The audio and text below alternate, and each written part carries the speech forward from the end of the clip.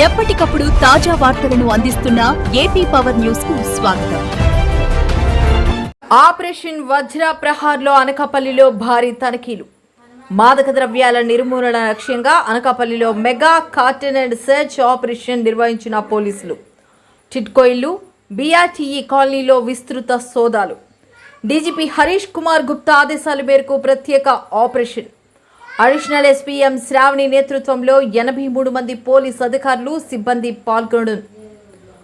Hotspots, అద్దె ఇల్లు, పాడుబడిన భవనాలు, పాత నేరస్తుల ఇళ్లలో తనిఖీలు.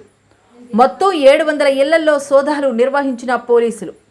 1450 మంది వ్యక్తులను తనిఖీ చేసిన అధికారులు. 350 వాహనాలను పరిశీలించిన పోలీసు బృందాలు. సరైన పత్రాలు లేని 7 మోటార్ సైకిళ్లు స్వాధీనం.